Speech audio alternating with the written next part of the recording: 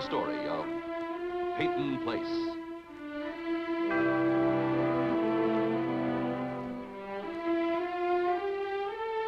Starring Dorothy Malone as Constance Mackenzie, Warner Anderson as Matthew Swain, Ed Nelson as Michael Rossi, Mia Farrow as Allison Mackenzie, Ryan O'Neill as Rodney Harrington, and Barbara Parkins as Betty Anderson.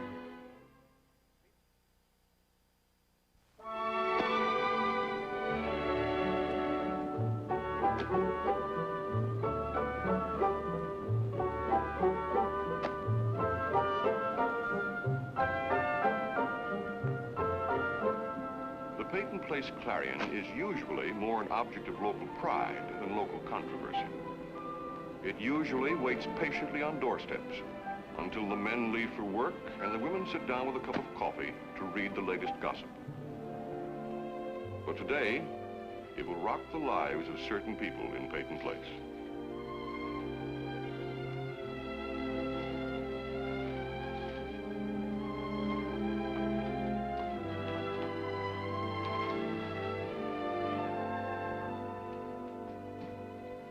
Good morning, dear. It's in. Well, don't look so frightened. Everybody loves Don Quixote.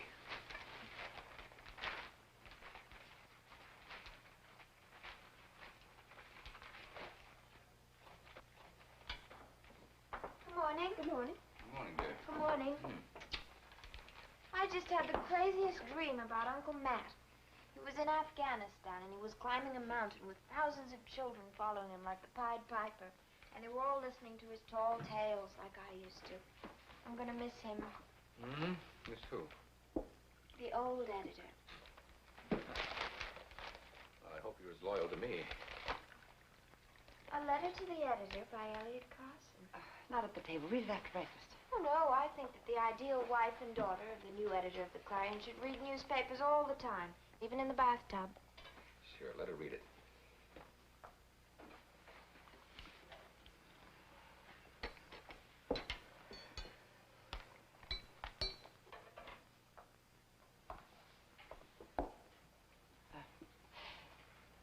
You should understand what your father was trying to... Constance, I said what I meant in the letter.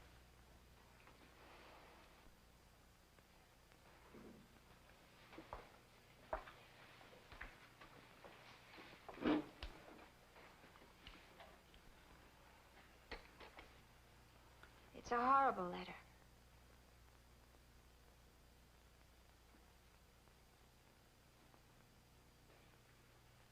What do you mean, horrible? I was trying to be straightforward.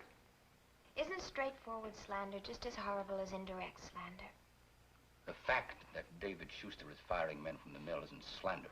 It's the truth. And irrelevant. I beg your pardon. That's what the letter is about. No, this letter is a personal attack against David Schuster.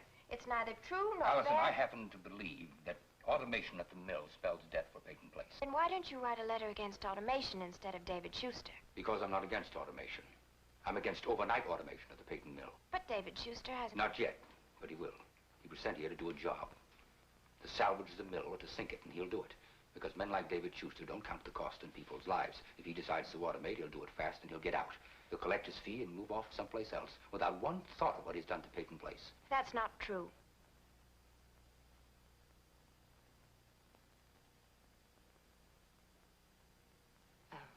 It's getting late. I'd better finish dressing.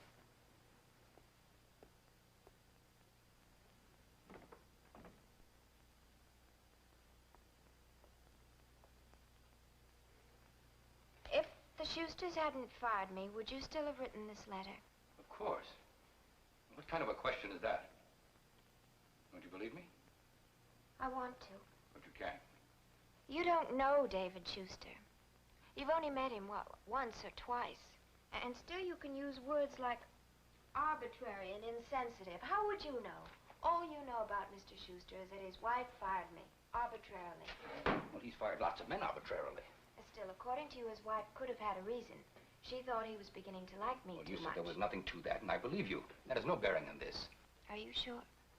Of course. Allison, sooner or later, you're going to have to wake up to the fact that the world doesn't revolve around you. They're people who know you, who can make decisions without being affected by their feelings toward you.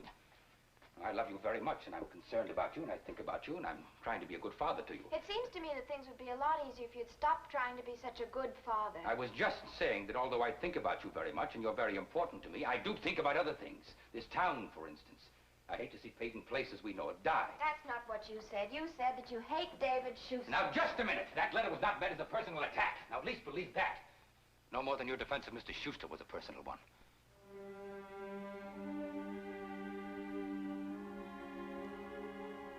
Will you excuse me, please?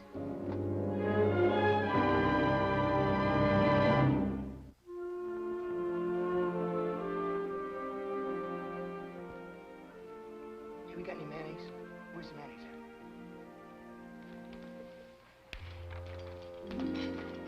at? Guess what? The Red Sox lost again.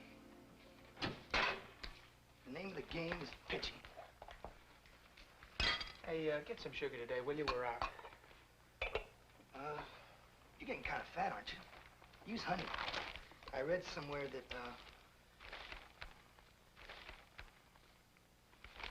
okay, I'm broke. Loan me $5 and I'll get the groceries this afternoon. Hey, here's a letter to the editor from Elliot Carson. About what?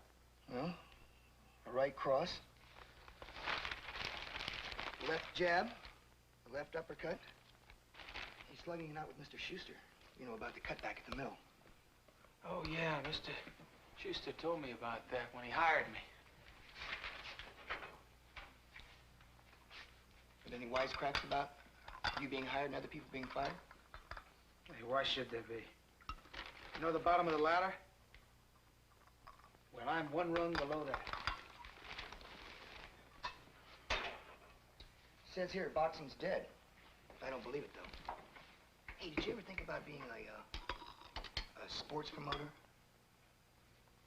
You know, you get all those ringside seats and everything.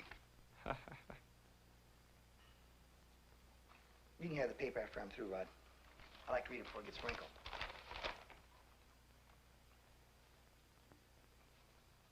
You know what's funny? Is Rita, I mean, when she's in a good mood. Last night, we started laughing so hard I about choked on a good lobster. Norman, how much money did you make yesterday? $7. And the lobster plates are $3.50 each. You know, you already owe me a bundle. Would you stop ordering imported French champagne?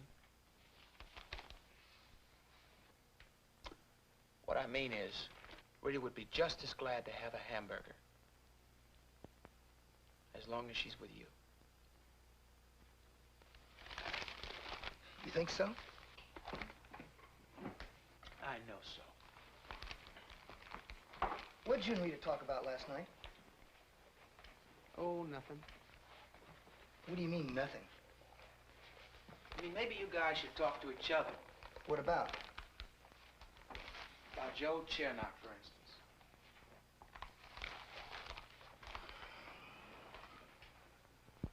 What about Joe Chernak?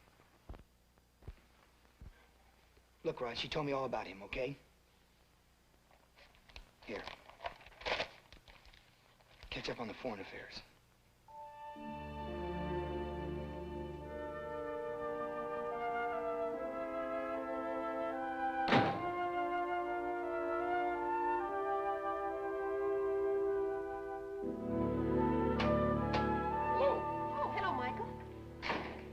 Second.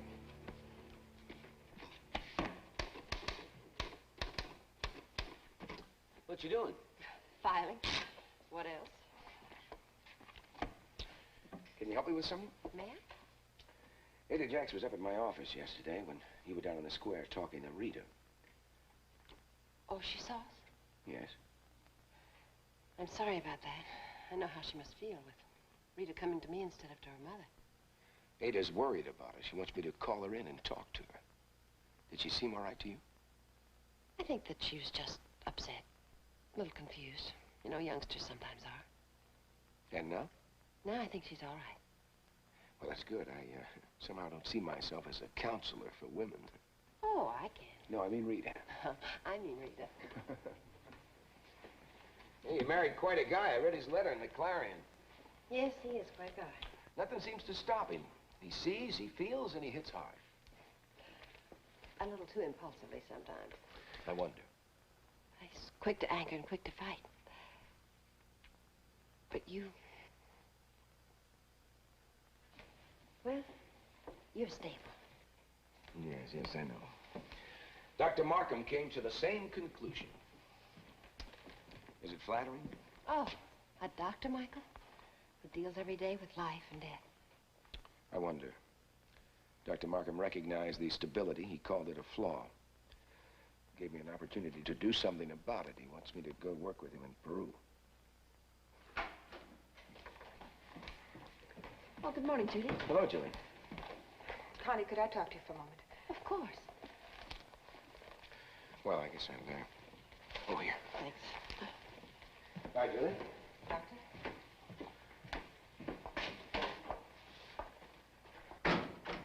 I didn't mean to drive him out, Connie. Well, maybe I did. What is it, Julie? Elliot's letter to the Clarion. David Schuster is a good man, an intelligent man, a sensitive man. He's not some character out of Dickens who delights in firing people and depriving them of their Christmas dinner. I agree. He made a judgment, a professional business decision. He acted in the best interest of the Peyton Mills, a private organization incorporated under the laws of this state. Elliot's aware of that. It's just that Elliot's point was... I don't care what Elliot's point is. He has a right to an opinion, Julie. Does he? Does he have a right to comment on a private decision of a private business? Yes, he does. Connie, Elliot means a lot to me. He helped George, and I'll always be grateful. But David Schuster is not out to hurt anybody. Now, I want you to know that, and I want your husband to know it.